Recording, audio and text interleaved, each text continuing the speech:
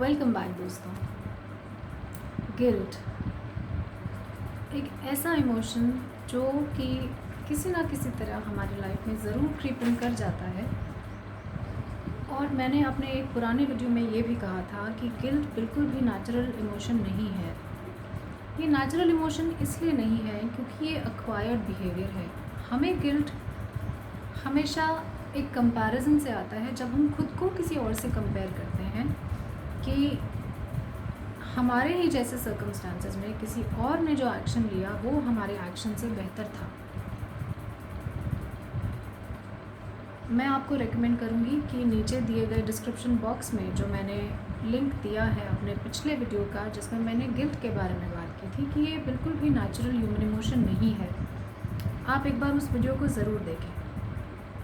लेकिन आज मैं उसके आगे की बात करने वाली हूँ। आगे की बात ये कि जितने भी ह्यूमन इमोशंस हैं वो सब हमारे मैसेंजर्स हैं। They are not our enemies.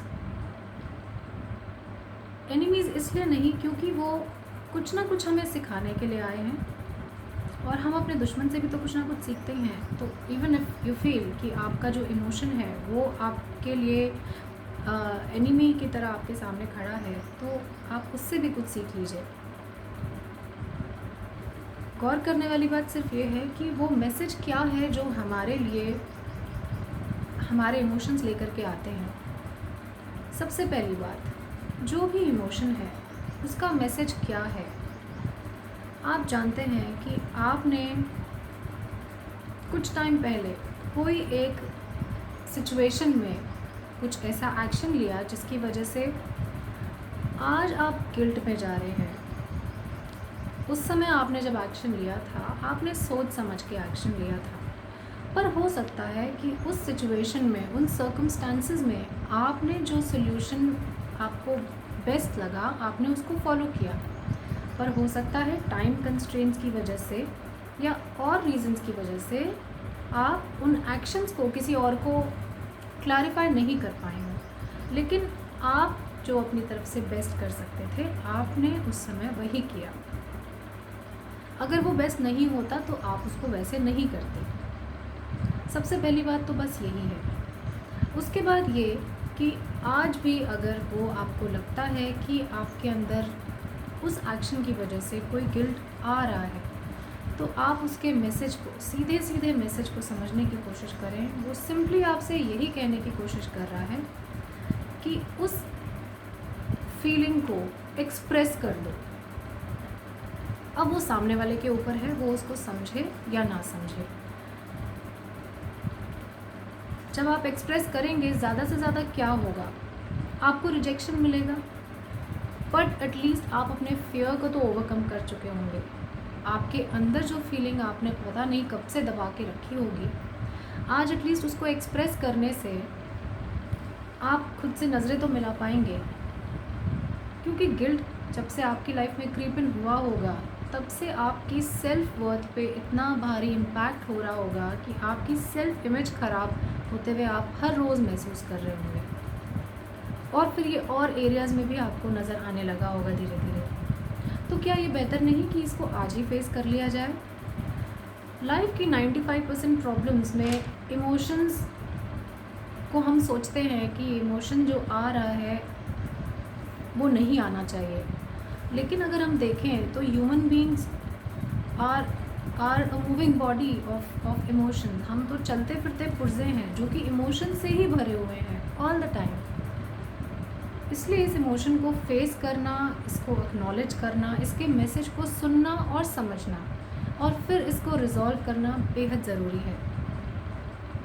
अब इसको रिजॉल्व कैसे करें? सीधा सीधा एक ही तरीका है कि आपने अब तक जो अप्रोच अपनाई है दैट वाज नॉट वर्किंग, इसीलिए वो गिल्ट अब तक पकड़ के आप बैठे हैं। तो क्या ये टाइम नहीं है कि आप अपनी अप्रोच को बदलें?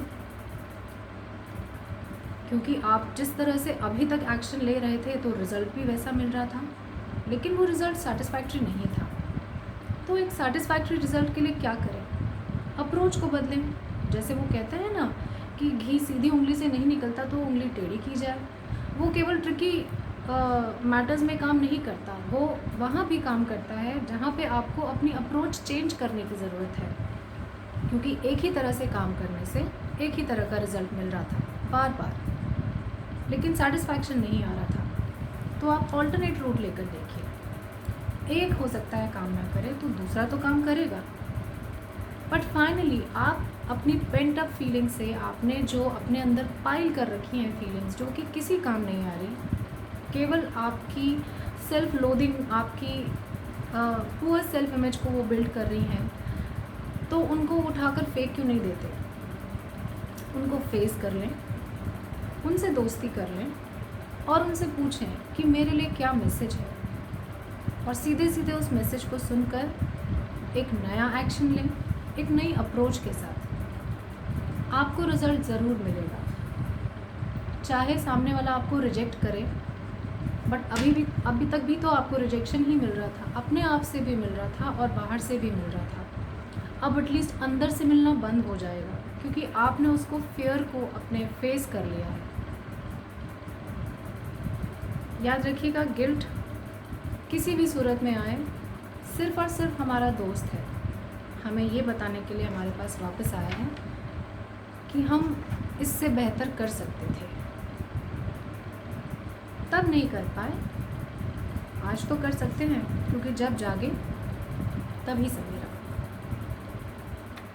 तो बॉटम लाइन बस यही है कि अपने इमोशंस के साथ दोस्ती करें, उनसे दूर नहीं भागें, उनका मैसेज सुनें, उस मैसेज को एक्नॉलेज करें और फिर अपनी अप्रोच बदलें, रिज़ल्ट ज़रूर मिलेगा।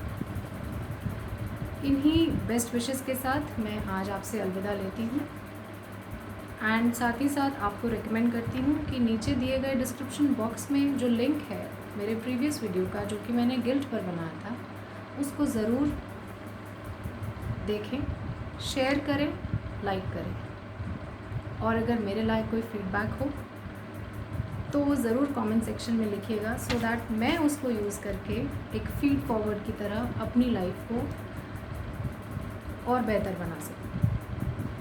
Thank you.